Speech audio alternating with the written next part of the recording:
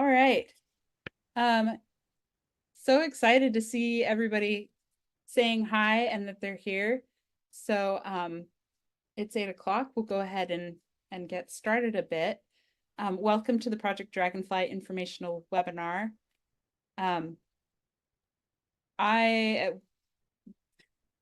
Excellent. I'm going to shut down the chat so I'm not distracted by it. But since you're all here, if you would just kind of drop a note about like where you're from, where you live currently, and we'll get this underway. So really quick, want to introduce myself. I'm Amy Sullivan. I am a teaching professor with Miami University and Project Dragonfly. And I am hosting this evening, and I'm joined by Leah Crow and Spencer Pate, and I'm going to let them introduce themselves. Leah, if you want to go ahead. Hi, everybody. I'm so excited to be here with you tonight. I'm a 2014 graduate of the Global Field Program, and I've been working as a what we call community learning leader for Earth expeditions for the last 10 years. And I've also been working as a curricular support assistant for Project Dragonfly for about the last 5 years. So I absolutely love the program and everything that we do. So I'm so excited to share all that with you. And thank you so much for being here this evening, Leah. And then Spencer, you want to tell them who you are and what you do? Sure. Hi, everyone. I'm Spencer Pate. I work as a senior program assistant at Project Dragonfly. So on the administrative side of things, I help with recruitment and promotion, data analysis and evaluation, and also registration and enrollment. So if you join the program, I'll be working with you as program registrar. And if you have any questions at all tonight about any aspects of the program, please enter them into the chat and I will do my best to answer. So I'll be typing very quickly all evening long. Hopefully I can get to everyone's questions. But if you do have any follow-ups, please feel free to email us at dragonfly@miamioh.edu, and I'll share those contact emails and phone numbers in the chat as well. Excellent. Thank you so much. Yeah, Spencer is taking on the Herculean task of keeping up with the chat. So thank you for doing that, Spencer. All right. So over the course of about the next half hour or so, we're going to talk about Project Dragonfly and Miami University. Project Dragonfly has two different options for the master's programs. And we'll talk about those, the Advanced Inquiry Program and the Global Field Program. We'll talk a little bit about kind of what this program will prepare you to do and what it costs, and then also tips for the application. So, sorry, just realized this other thing turned off. We'll work on that. Okay. Oh, I already asked you guys to do that and say hello. And again, type your questions into chat at any time. All right. So Miami University is not in Florida. Miami University is located in Oxford, Ohio. Oxford, Ohio. I moved here from Illinois, so I had Illinois on the brain. So Oxford, Ohio, founded in 1809. It's an accredited school. Project Dragonfly is within the Department of Biology at Miami University, and we've been offering master's program since 2009. All of Dragonfly's graduate programs are primarily online, and really the difference between AIP and GFP is how you do your experiential learning. With AIP, it's in person several times a semester or a term, so summer, fall, and spring academic terms. And then for GFP, it's about a 10-day period of time that you're in the field somewhere in the world. All right. One important point here with Dragonfly graduate programs is that, yes, we are housed within the biology department, but it's the program is open to anyone with any undergraduate degree. So, so that you don't have to come from a science background in order to join our program. All right, so the mission of Project Dragonfly is to build an alliance of individuals with firsthand knowledge about inquiry and community-based learning and conservation for the benefit of ecological communities and people, basically. The idea is to go from the classroom really into learning in and about communities, both local and global. Okay, so like I said, there's two different tracks to the program. There's the Global Field Program and the AIP program, Advanced Inquiry Program. And what you see, what the figure here is showing, is that these two programs, these two tracks for the master's program, have 14 credits in common. Those are the core courses. They're 100% online. But for GFP students, you do 21 credits worth of Earth expeditions courses. And that's how you get your in-person experiential learning, is somewhere in the world. An advanced inquiry program, the AIP program, gets their experiential learning at zoos or botanical garden throughout the term, throughout the summer or spring or fall terms. You can do an Earth expedition as an AIP student, but you don't have to. And you can earn a Master's of Arts in Biology or a Master's of Arts of Teaching in Biology. And you can take anywhere from 2.5 to 5 years to complete this program.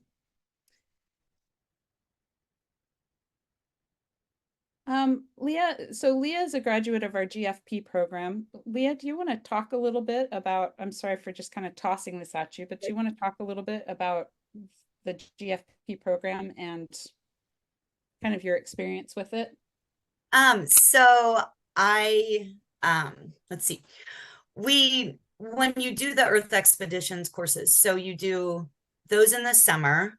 They're usually anywhere from 10 days to 11 days, depending on the location that you go. You do coursework prior to going into the field, and then you do more coursework after the field. And then the fall portion of the course is where we do the inquiry action project, where you kind of take the inspiration that you learned from your experiences in the field to create your own project, which we can go into more detail with that. There's a lot of information on the website and different places you can look. You choose every year, I believe it's around this time, Amy, is that correct? For Yes. your next course.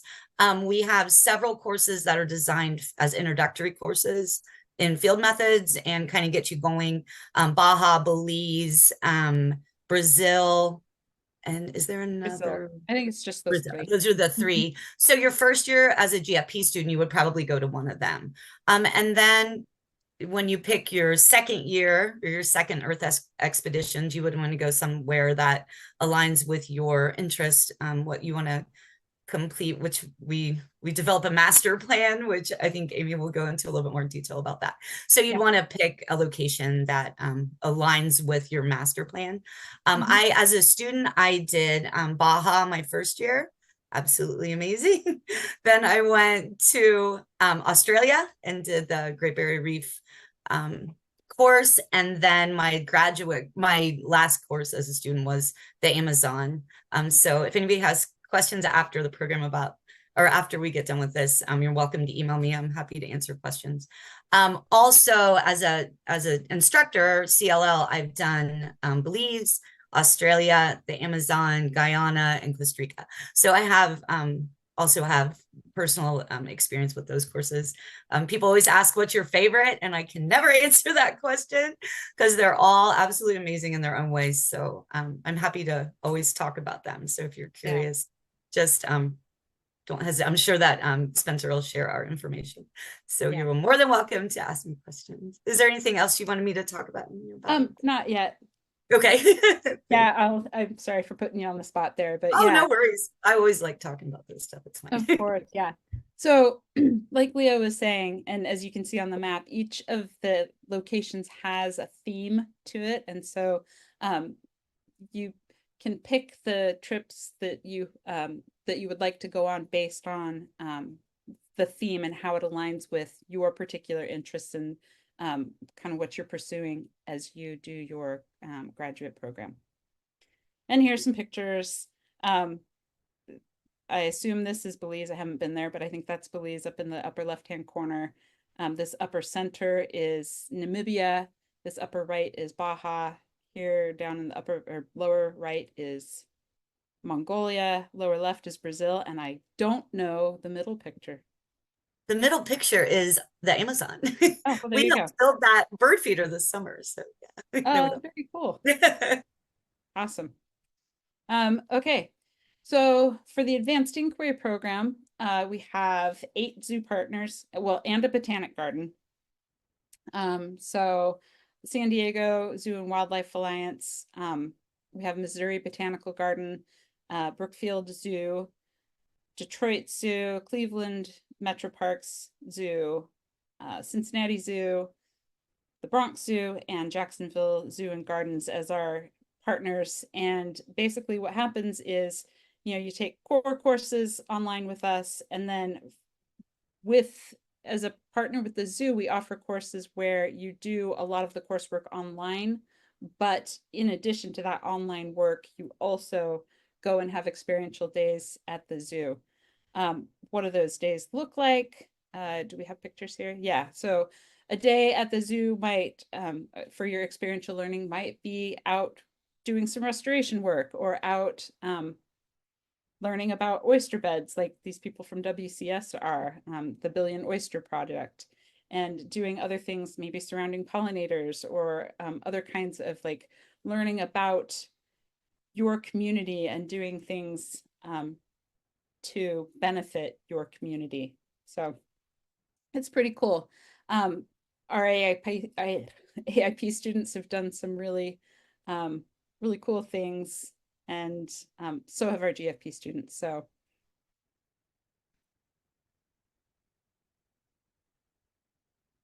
and so with that, I think I'm going to move on to just, unless Spencer stops me, I'm going to move on to talking about the program as a whole. So Leah, I wanted to ask you if you can think back to when you started the program, like what drew you to the program? So I'm one of those people that Amy was talking about earlier that does not come from a hard science background, but I've always loved science. When I was about 42 years old, I got an email. I was on the mailing list for the Cincinnati Zoo, and I got an email, and it had information about the Global Field Program in it. And I was reading about it, and I was like, oh my gosh, like I've always absolutely loved science, but didn't see a pathway that I could actually get involved directly with that without going back to school for, another undergrad. So I found out about this program at that time, which I still am. I'm a high school Spanish teacher. So I remember I started the application like that day, and I remember calling my mom on the phone, and I was like, I'm going to go to Borneo and study orangutans. And I was so excited. And she was like, you're going to do what? So that's what got me interested. And to be honest, I kind of I was so excited, and then I kind of lost my nerve about like, can I really do this? I haven't been to school in a long time. And so I kind of put it on the back burner. And then around Christmas, at that time, the applications weren't due until after like January. And we have what's called the World Community Conference at the Cincinnati Zoo, where the graduates come and people that are interested in learning about the program go. And I remember listening to Jill Korach, who's one of our directors, and just the excitement and the inspiration, like their stories of being in the field, like in Thailand and all these different places. Just I was mesmerized. And I felt like, wow, I belong here. Like, this feels like I'm home. Like, I love everything about this. And I went home and immediately filled out the application. And that's where it all started. So 13 years later, I am still here. Very excited. Thank you for sharing that. Yeah, we find pretty regularly students, once they finish the program, want to stay connected, want to continue learning and partnerships that they've developed with, maybe the zoos or botanic gardens where they did their AAP program, or partnerships and relationships that they've built with partners in our countries that people go to for the Earth expeditions as part of the Global Field Program. So it's really an amazing program that way. And then the other thing, like Leah said, and like I mentioned before, you don't have to have a biology degree in order to do this program. And so we get a lot of people who do say, I wanted to be a scientist, but for some reason, you know, fill in the reason, I didn't do it in high school. A lot of people felt like maybe scientists didn't look like them, or there was just something that kind of was a barrier that they weren't able to overcome. So anyway, it's a program that a lot of people do for that reason too. But people do it for a lot of other reasons as well. So I'm sure you've all had a chance to read this, but basically how will this program prepare you to do whatever it is you want to do? You learn a lot of content, biodiversity, evolution, but and those things you'd expect in a master's program that's in a biology department. But some of the things that you wouldn't get in a typical master's degree from a biology department are these community engagement methods, ways to understand your community, to interface with members of your community, and to make change in your community. This inquiry-based learning and science writing, basically science communication is how I would even put that, because science writing can bring up like these technical journals, but we're talking about communicating ideas from science to people, which can look like a technical journal article, but it can also look like an op-ed or an infographic or a podcast, a video, those sorts of more communication kinds of pieces. As part of the program, one of the things that we do require is that people submit something for publication. And most people, when they know that's kind of in the future, and it sounds kind of scary, but the thing that's really cool is we have a class that supports that whole process, and everyone is able to complete that step. And a lot of people do get published, and it's really cool, in a variety of journals, some technical science journals, but a lot of practitioner journals, a wide variety of journals on a wide variety of topics. In addition to this publication submission requirement, there's also a requirement to do something in your community. It's called the Community Leadership Challenge, and it's an opportunity to do something in your community to engage them in a topic that's of importance to you. Maybe it is something like building a composting opportunities within your community. Maybe like you help get the community on board to do a centralized place where composting scraps can happen. Maybe it's building a community garden. Maybe it's increasing understanding about pollinator gardens, or about, I mean, there've been lots of different ones. One that I thought was really cool was there was a student of mine. She partnered with a local brewery to create a label for a particular beer, which all of the proceeds were donated to Grace Gorillas, and helped fund conservation of gorillas in Africa. So pretty cool. Anyway, so in doing that, students in this program develop leadership skills. They develop a voice, and really just find their voice and ability to implement ideas that they've had, but some of those strategies to do it, sometimes just the push to do it. And it's really exciting to see students grow in so many ways. And Leah, I'm going to ask you a question here, which is, what are some ways that you've seen people's career trajectory change or be supported, and maybe, yeah, can you speak to that?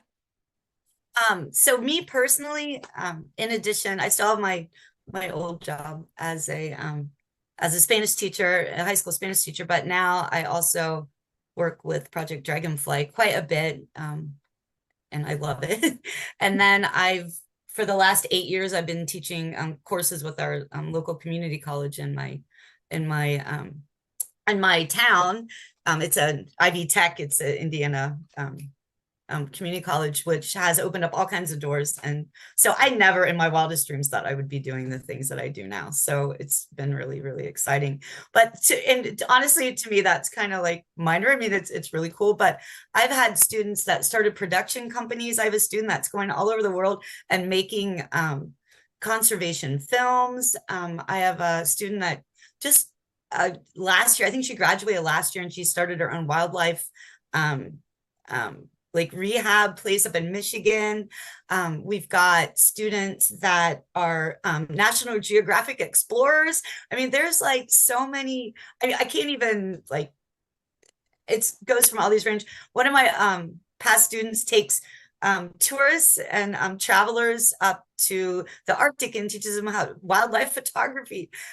So it's just there's so many different avenues, and that I think that's the beauty of the program is that if you have a vision, they're here to support it. I just heard today that another of my students opened up and science research academy for high school kids to like do their own like published like real life research, and it's so exciting. So that be a little thing just kind of changing your professional life on your own, or these amazing like big broad pictures. So the work that you do while you're in the program is not supposed to end when you finish the program. It's your stepping stone to achieve your dreams for the rest of your life. So it's really, really cool. Yeah. And to that point, it is a very self-directed, like you choose what you want to pursue while you're in this program, and you're given tools to be able to pursue that. Like the classes help provide the tools to do that. And you have a supportive group of peers and instructors and advisors to help kind of move that along. So, all right. So every program is going to, there's the question of, okay, so how do you pay for graduate work? Our students typically, there's several different ways that people end up paying for their graduate program. Some people pay for courses as they go or use a payment plan. Well, that's actually most of our students. Some students are lucky and have workplace tuition reimbursement or some other kind of reimbursement program, GI Bill, AmeriCorps, some sort of grant. And then some go get federal financial aid when you have to be enrolled for 5 credit hours per semester to be able to do that. And about 18% of our students fall in that category. So some different options for that. For GFP, the cost to start in 2024 through spring of 2027, the per credit hour tuition will be $455. And so let's walk through this slide. There's a lot going on here. Basically, your first year, if you follow the scope and sequence that takes 2.5 years to finish, you would start in the fall and you would take either Baja, Belize, or Brazil as your Earth expedition. That would be 5 credits. 5 times 455 should be $2,275 for tuition. There's also a program fee. That's what covers all of the, once you're in the country, so you have to pay to get there, that's the airfare. But once you're in the country and the Earth expedition has started, that program fee covers your lodging, your food, your entrance into any national parks or, protected areas or facilities that you might be going into. In the fall, you typically take 5 credits. The inquiry action class is the follow-on of the Earth expedition, and you do a little study and then create an action based on that study, and that's what that class is about. And then conservation science and community, so that's 5 credits in the fall, and that's just 5 credits times 455. That's your tuition. And then in the spring, it's a 3 credit class, so $1,365. So in total for GFP for the first year, oh, just kidding. Oh yeah, $7,165 plus airfare would be the yearly cost. So the total cost would be about $19,900. So 35 credits and then plus the airfare to the destinations for your Earth expeditions. Again, if you're doing it on a 2.5-year time schedule, each year is going to look something like what you see listed here. 5 years, a lot of times people do 1 class per term. For the AIP, for the Advanced Inquiry Program, what a year would look like is, so the per credit hour tuition is a little bit more expensive for the Web Plus classes. Those are the ones that take place at least in part at the zoo and online. That's $580 for the core courses, those 14 credits that everybody in the class takes, or everybody in the program takes. Those are $455 per credit hour. So your first summer, you would take Foundations of Inquiry at your zoo or botanic garden. That would be $1,740. Then in the fall, you'd have your 3 credit Conservation Science and Community and the 3 credit W plus course, whatever it is at the particular institution you're at. That would be 6 credits, and so $3,100 roughly. And then in the spring, you would take a 3 credit core course, and then 1 Web Plus course, so for 4 credits, $1,945. So on a yearly basis, it's about $6,790. The total program cost would be just under $19,000. And again, you can take as little as 2.5 years and as much as 5 years. All right. So tips for applying, should you choose to do so. Start early, make sure you have time for transcripts and recommendation letters. Make sure that any resume that you are submitting is updated, formatted, and checked for grammar and spelling. For references, think about like professional types of references, not your best friend from growing up, but like, someone you've worked for. If you have gone to university recently enough that that you have someone there that would remember you well, that would be a good person. And coworkers, people who can speak to how you communicate, how well you communicate, how well you like what kinds of work experience you have, what kinds of professional skills and interests. For AIP applicants, be sure to attend an info session or open house at your AIP site. And so if you're one of those people who's thinking about AIP, you would visit the website of, let's say, San Diego Zoo Wildlife Alliance or Jacksonville Zoo and Gardens. The essay portion, just read about the program, think about how it could benefit your personal and professional life.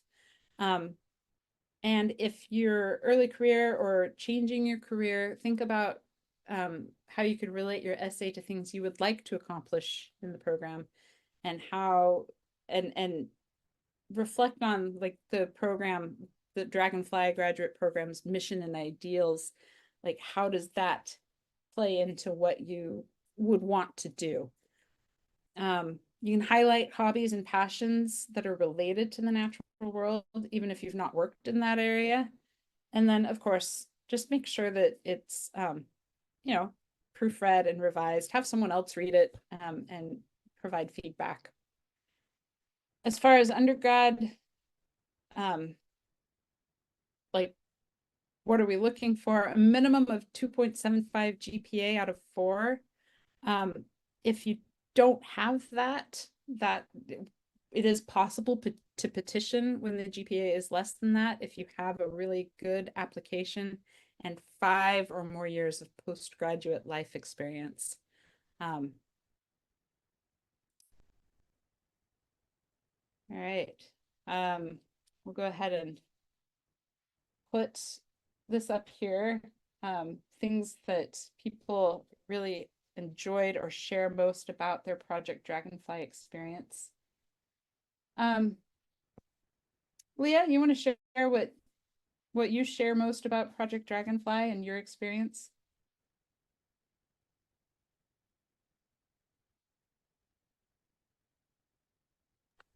Sorry, I forgot to. No, it's fine. I was like, most often, I think working with that one, I have experience with the GFP, so I'll talk more that way. Sorry, the AIP I'm not as familiar with as personally, but I would assume the experiences at the locations are the same. But you get to work with some of the most inspiring people on the planet, and I'm not exaggerating. The work that these people are doing in these places in the world that are so beautiful and so important to our planet, and you get to actually go and learn from them. And it's the connections that you make that way are probably the things I value more than anything else in this world, as far as my personal and professional life when it comes to conservation. And then you get to be in this network of people who are doing amazing things all over the world. And we're really good about staying connected because we experience these things. And I've been on EEs before where, we're practically strangers when we get there. And when you leave, you're kind of almost feel more connected to those people than you may feel to people at home, because you share this vision that you want to make the world a better place, and having this ability to do that and something that you may never thought you could do. It's empowering, it's humbling, it's an amazing experience. So I would say the connections, the ability to know that you can enact change in the world is something that I take every time I do an EE. Even as an instructor now, or a CLL now, I still come home that way. I'm overwhelmed with what and inspired and hopeful, which I think is really, really important. So yeah. I do always come away from Earth expeditions and most of the classes too, of just feeling like it's a wonderful community of people who really like they're my people, right? They feel passionate about the natural world in some way and motivated to do something about it and hopeful. Like I always come away from these courses feeling hopeful, which is really lovely. We're going to go ahead and kind of close things out here. Before we go, I want to remind you that you're attending this evening it removes the $50 application fee for the program. And so if you haven't started your application, you'll receive an email by the end of the day tomorrow with a code to reference for your fee waiver. If you already started your application, it's not a problem. Our team will apply that waiver to your account. Yeah, and with that, if you need to, if you don't have any further questions, feel free to sign off. And if you do have a few questions, we'll stay here for a minute. And I don't know if there's, Spencer, is there a way for them to be able to ask questions live, or is it just in the chat? And I asked that, and I'm sure he's... Hi, Amy. I think it'll just be in the... Okay. So feel free to pop things into the chat, and actually, I can look in the chat. And maybe some of those we can actually... Oh, sorry. See? How will the fee waiver be applied? If you have not started your application, you'll get an email with a code, and you'll use that code in your application. Yeah, that you'll reference in your application for the fee waiver. If you already started your application, we will figure that out and apply your waiver to your account. Okay. Great question about the biology. Yes, if you have not taken a biology course before, as part of the graduate program, you will need to complete a biology course. We offer one through Dragonfly, but you can also take one at a community college and just, let us know that you're taking that class and get it approved. But yeah, and it can be introductory level biology. It doesn't have to be anything really complicated. Okay, what, oh my gosh, there's so many questions really fast. Okay, this is not a thesis program. What it is it's a Master of Arts and a professional degree. And so the product is a portfolio of projects that you do through your time here in Dragonfly. Correct. If you are applying now, you don't start until summer 2025. Yes. So yes, you start in the summer with your Earth expedition. Absolutely. Okay, research grants or fellowships for this program. There are some scholarships that are available through the biology department. It's not very many, and they're highly competitive. So and it's usually like a couple $1,000s kind of level of money, not much more than that. Spencer is fast with his typing.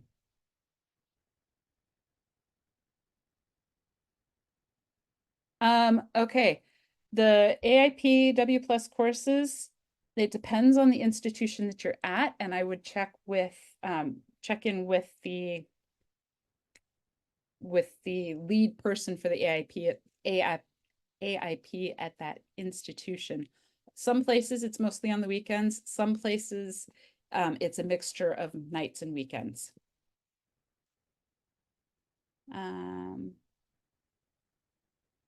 I'm going to let Spencer answer the question about whether you can apply to both and then decide.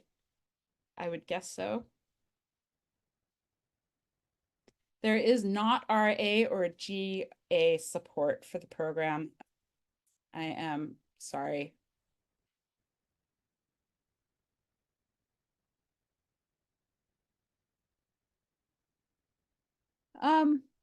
So the question about MAT versus MA, there's not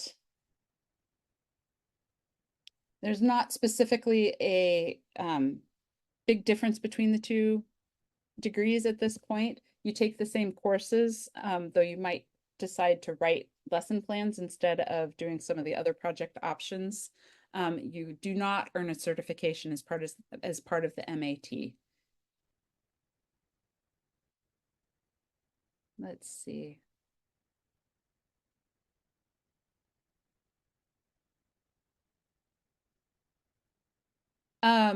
No. Okay.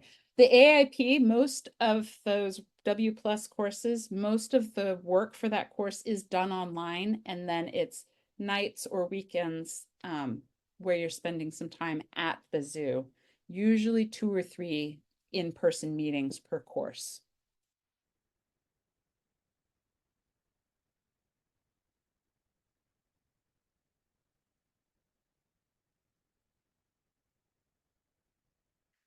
Someone asked if there is support or resources for students with ADHD. We do have at Miami Student Disability Services, and you can contact them and see, once you're admitted, what kinds of support they have for accommodations for that.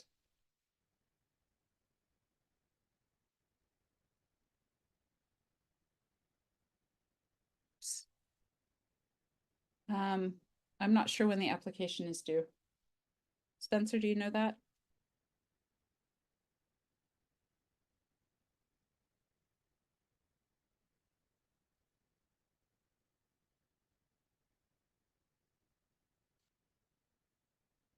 Thank you. January 15th for GFP, February 15th for AIP. Okay, you talked about doing a community engagement project within your community. How do you define community? That is something we talk about in class, because of course community isn't purely geographical. It can be a community of, people that you share a hobby in common with, or people that you share a profession in common with. It's really very much your choice of how you're defining your community.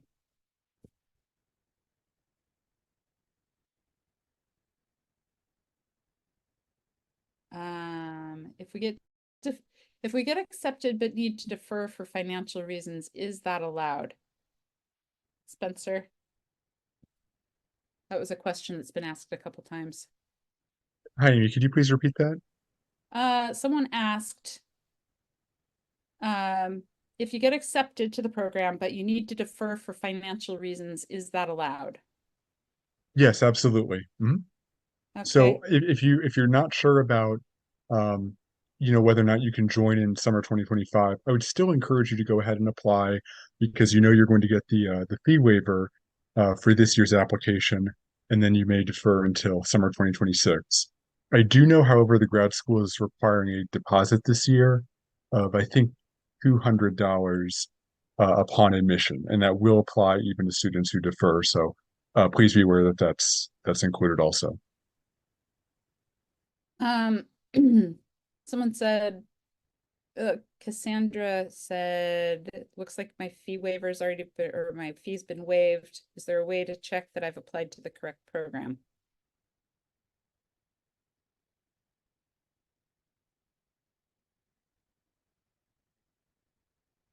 I assume there is. Cassandra, you might want to, okay, I was going to say email Spencer. I have not. So GFP, you could do an EE, Alistair, to India. I have not been on that Earth expedition, so I can't really speak to it, but we do offer info sessions on the EEs. As a first year, you would be going to Baja, Belize, or Brazil, but you could definitely learn more about the India EE as part of the info sessions.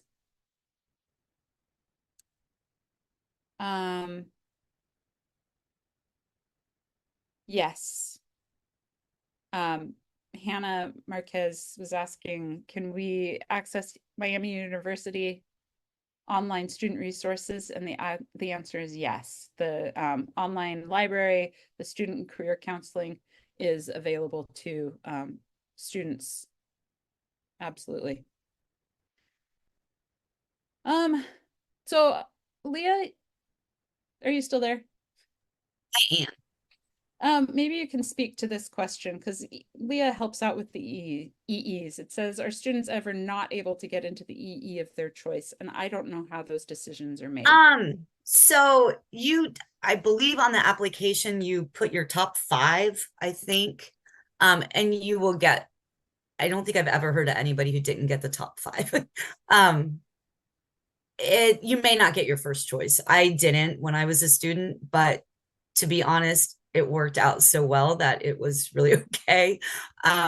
So yeah, there's usually a cap of 20 students per Earth expedition. They try to, kind of cater it to the ones that they know more students are going to apply for. They may have more than one EE for that location in a summer. It kind of depends on the availability of the partners and the interest. So you may not always get your first choice, but you will get one of your choices. I believe that. Yeah. And some people got their first choices every time. So it kind of depends on, what's available, what your master, what your, area of focus is. So I've never heard of, if you're enrolled in the GFP and the Global Field Program, you will always get in an EE. So that isn't, it will never be an issue. Yeah. And I mean, this is going to sound maybe kind of cliche, but I've been to 3 of the locations. they've all been wonderful. They've all been very different. I have not heard of a bad location. I don't think those exist. And I've really only ever heard good things about all of the EEs. There's one thing you want to consider maybe is, the location, and if you don't like really hot weather or something, you may not want to do one of the tropical EEs. There Because is that, that. I mean, it can be quite hot, but it's amazing. You're hot and amazed at the same time, so it's really not that bad. Yeah. But if you go to our website, there's a lot. Like each one of the EEs is pretty well described in detail. I mean, they give you a lot of the location information, so I always encourage students or prospective students to look at that. I still look at them every year to like see if anything's different or if they've added different themes and things, because they do change over time. Yeah. But yeah, I always encourage people to look at them as well.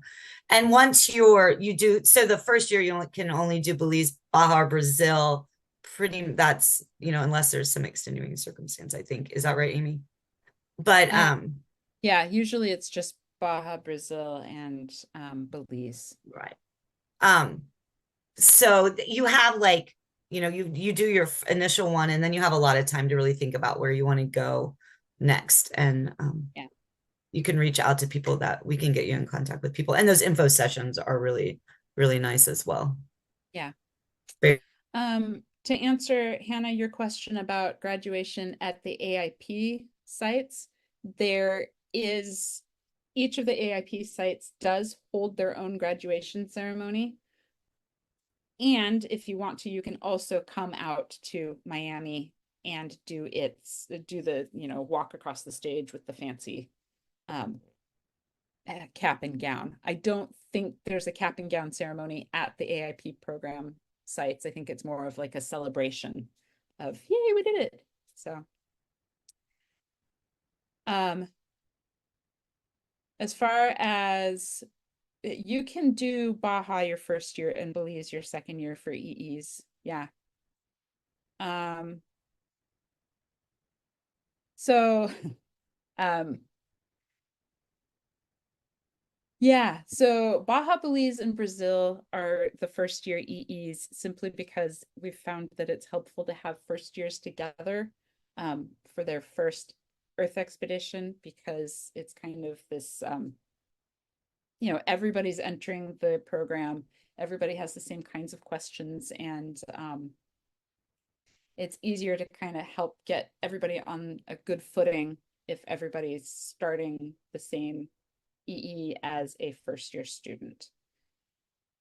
Do you want to say anything about that, Leah?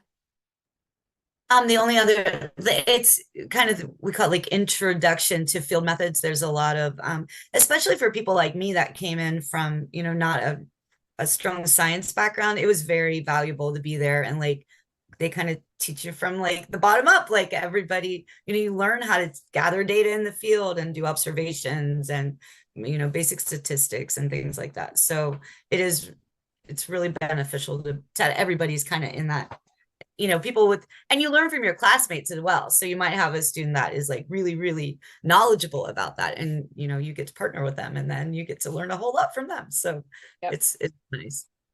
Absolutely. Cool. Looks like the questions are slowing down. Does anybody have any final questions?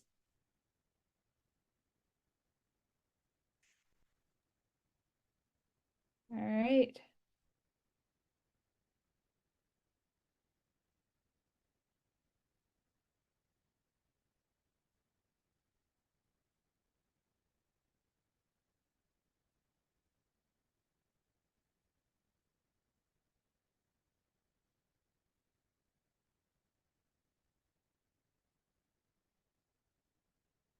Thank you, everyone. Thank you so much. It was so nice being able to share with you guys. Yeah, absolutely. I'm going to go ahead and stay here for another few minutes just to make it so. There you go. So I saw some questions about like TOEFL scores and specifically about GPAs.